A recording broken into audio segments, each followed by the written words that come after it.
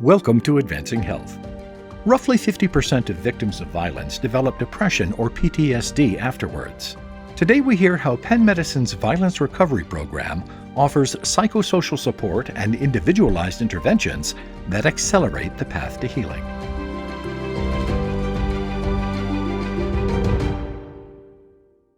My name is Jordan Steiger, and I am the Director of Behavioral Health and Violence Prevention at the American Hospital Association. I'm really excited for this episode today. I am joined by Dr. Elinore Kaufman, who is the Medical Director of the Penn Trauma Recovery Program, and by Michele Volpe, who is the Chief Operating Officer of the University of Pennsylvania Health System. And we're going to discuss today the Penn Trauma Violence Recovery Program, which is a hospital-based violence intervention program based at the Level 1 Trauma Center at Penn Presbyterian Medical Center in Philadelphia. We're going to learn more today about what an HBVIP actually is, for those that don't know, and discuss how senior leaders can lend their support to these programs. So Dr. Kaufman and Michele, thank you so much for being here today. You're welcome. Thank you so much. So before we dive into the details of your program and talking about some more information, Dr. Kaufman, can you just explain to our listeners what a hospital-based violence intervention program is and tell us a little bit more about your program? Yeah, absolutely. Patients who are injured through interpersonal violence, community violence, often really struggle with their recovery after injury. They face a lot. They have physical injuries, of course, which is what I'm trained to focus on as a trauma surgeon, but they also have to grapple with the mental health consequences of being hurt in that way. So we know that about 50% of people go on to develop depression and or PTSD. Community violence is also very tied to social factors, poverty and discrimination, lack of access. So our patients come in with a lot of adversity, and then the experience of injury can make it worse. Hospital-based violence intervention programs have been around for about 25 years. Ours is relatively new, but these programs exist to provide dedicated support to survivors of violence. We work with credible messengers who have a shared background and set of experiences, can really connect to our patients. They provide psychosocial support and an enormous amount of case management and navigation of hospital, health system, community, municipal resources to try to get patients all of the things, all of the components that they need to make as full a recovery as possible. So walk me through what that looks like. So say you have a patient that's coming in that you're treating as the trauma surgeon. Tell me what happens after the surgery. Yeah, so in our program, our frontline workers are called violence recovery specialists, and they try to meet with any patient who's affected by violence as soon as possible after the patient is stabilized. They generally start by just trying to connect with them, build rapport, let the patient know what the program is, what resources are available to them. And every patient really receives an individualized intervention. So many patients, like I mentioned, have mental health care needs, and we have therapists who work with our program who are accessible to our patients. Many patients struggle with housing or need to relocate for their safety. So our violence recovery specialists are really experts at walking patients through working with relocation agencies, through the Philadelphia city government, for example.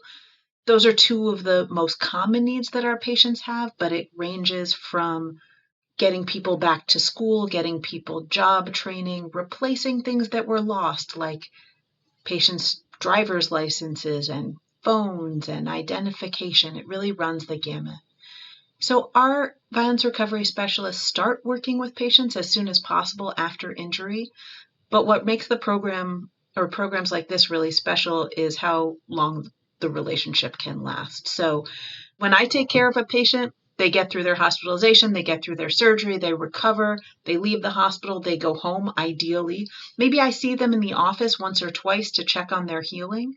Our violence recovery specialists are working with patients. They're connecting with them twice a week, every week, sometimes every day, depending on the patient's need, for months after injury, oftentimes, until patients are really back on their feet.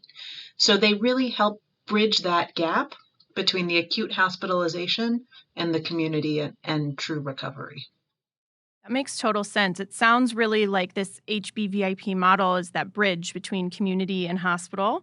and trying to fill that gap between. So I'd love to hear, maybe Michele, we can start with you. Why is this an issue that health systems should care about? And why is this not just a community issue? Why should hospitals be involved? So violence touches everyone. It affects everyone. The victim, obviously, of the violence, their family, friends, the community, but also staff.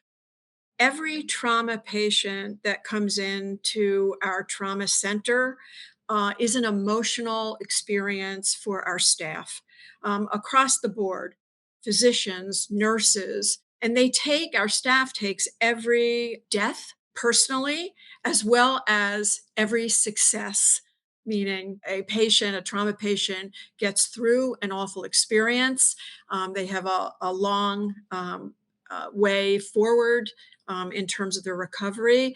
They take that personally. I hear that all the time from members of our trauma team. The health system is also a part of the community, particularly where Presbyterian is located in West Philadelphia. Although Presbyterian treats many, many patients from well outside of the West Philadelphia community, many trauma patients are from our West Philadelphia neighborhoods and or surrounding neighborhoods. Trauma victims are frequently known by community members. Not only, are they frightened about what has happened in their community, but they are also very concerned about the recovery for a member of their community. This program is one that helps trauma victims heal. It helps them in a way where at some point they can, I don't mean just physically return to their community, but emotionally return to their community and contribute to their community once again. And many times in a way much more significant than they had previously. That makes a lot of sense. Elinore, anything to add to that? When we started our program in 2021, it was new to Penn, and although it was an established model, we were really looking to see how it would go here. It's been wonderful with patients, but our program and our team has also been so welcomed by staff across the board. And, our primary mode is that we pick patients up on the trauma service, of course, like I was saying, but we get referrals from social work, certainly, but also from physical therapy, from OBGYN, from family medicine. And I think it really speaks to how much staff and clinicians recognize the need, recognize their community members, like Michele was saying, and how much they welcome having those additional resources to offer. I think it's a little bit of an antidote to some of the burnout that we experience when we're taking care of problems that on some level we really can't fix. So I think it helps us and it helps the health system reach further into the community and go that extra mile. The other thing I would add that we haven't talked about is one of the reasons that programs like ours were started is because of the challenge of recurrent violent injury. So violence, like other medical problems, like heart disease, like stroke, can become a recurrent disease. So patients had risk factors beforehand, and now they have more risk factors. And there's very few things that's worse as a clinician, as a trauma surgeon, than to take excellent care of a patient and then see them come back with the same or worse injuries, of course. Programs like this have been shown to reduce recurrent violent injury dramatically. In some studies, where a quarter of people were coming back, now it's down to 5%, where 10% of people were coming back. In some studies, it's down to 0%. I always get anxious when I quote our numbers because I worry about the next person and wanting to protect them. But we've seen similar effects here. That's good for patients. It's good for staff. And, I will have to acknowledge that it's good for the economics of healthcare as well. Hospitalization that we can prevent is money we can save and use for other necessary care. So it's really good for us all around. Thank you for sharing those statistics. I mean, hearing that, that reoccurrent time back in the hospital can get down to 5% or 0% in different studies is really, really incredible. And you did touch on the financial piece, which I'm sure is something that people listening to this might be worrying and wondering about. How would I start this at my organization? How much does this cost? And I think, Michele, you can really give some insight as the COO of your health system. Tell me a little bit about why making this kind of investment matters to you and matters to your system. It matters because it is an investment in people. And when you invest in people, it is a benefit that gives back time and time and time again. Employees, those who have supported trauma patients, not just those who have supported trauma patients, but many across the system, they see the work that is being done in this program, and they recognize, that Penn has stepped up, and it has made a commitment in people. And when you see that a commitment in people is being made, I'm speaking for myself, that makes me feel as though I'm with a health system that really cares. Also, Elinore shared that this program has shown, statistically, to help reduce violence in the future. Those individuals who go through this program, they are many times over individuals that will not, again, get involved in similar types of situations. And that's a benefit, obviously, to the community. It's a benefit to the hospital, but it's also a benefit in terms of, healthcare costs, right?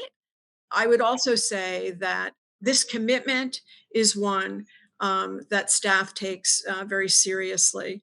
I've been in a number of sessions where Elinore and her team members have spoken, and I'm telling you, there's not a dry eye in the room. Stories are brought forward, individuals who have had some very serious things happen to them. They've been able to recover physically, but then seeing that they were able to recover and or are recovering emotionally, holding down meaningful jobs, the value of that is almost priceless. Absolutely. And Elinore, do you have anything to add to that? I could talk about this all day. I'm a researcher as well, and I love the numbers, but one of the great privileges that I have in working with this program is all the stories that I get to hear. And so there's a lot of challenges that I hear about as well, but when I hear a patient say, this program was the thing that got me to go out of the house because I was having such severe hypervigilance and PTSD symptoms. This program kept me from going back to selling drugs when I thought that might have been my only option. This program encouraged me to encourage my friends and family not to go look for the person who hurt me, not to get involved in retaliatory violence. Working with my violence recovery specialist made me realize I want to get back in school. We hear these stories time and time again. And like I said, we hear other more challenging stories too, but our patients give us these gifts over and over again of resilience and hope and encouragement. And to be able to support that from our side is really special. And I think, like Michele said, it's another way of caring about them. And they feel that and they know that and they believe in it.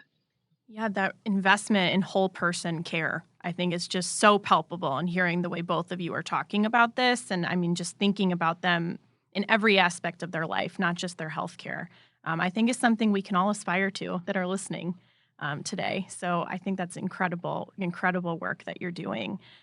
If somebody is listening to this and maybe feels inspired to look into this for their own organization, what would you tell them? What's your big piece of advice? Like I mentioned, programs like this have been around for about 25 years. Ours started in 2021. The national organization that provides training and support and structure for programs like this is called the HAVI, the Healthcare Alliance for Violence Intervention. So that's a great resource if you want to learn more about HVIPs or you're thinking about starting a program. When I was thinking about starting this program, I was strongly and immediately encouraged by community members that I talked to, by staff members that I talked to. So I think if you if you get out in your community, it will be easy for people to recognize the need and the opportunity. Like I said, I can talk about this all day, and I think anybody who works with this program will, so I'm certainly happy to be a resource with whatever I know, and I think anybody in a similar program wants to share. I would add that particularly if you have a trauma program, that you almost cannot not do this. You must do this. It's so important, and I've learned this from Elinore and her team. It is just so important to heal both the physical and the emotional. And the emotional goes, just beyond psychological, right? This investment is necessary to be able to have a full trauma program, and one that just doesn't fix the physical injuries, but goes well beyond that and provides a significant healing. Absolutely. And AHA is a member of the HAVI as well. I'll echo that it's a great resource, and we can definitely link to the HAVI's website in the description so people can access that information. If I could add my own lesson learned from listening to you, I think one thing I really want to point out to our listeners is that we have a great combination of leaders here. We have, our trauma surgeon who leads the program, and we have our COO. And I think having both of you engaged and as passionate as you are about this work really has helped it move forward. You are doing incredible work, and we are just so happy and proud that you are members of AHA and willing to share your story with us. So thank you both so much for being here. Thank you so much for having us. Yes, thank you. Thanks for listening to Advancing Health. Please subscribe and rate us 5 stars on Apple Podcasts, Spotify, or wherever you get your podcasts.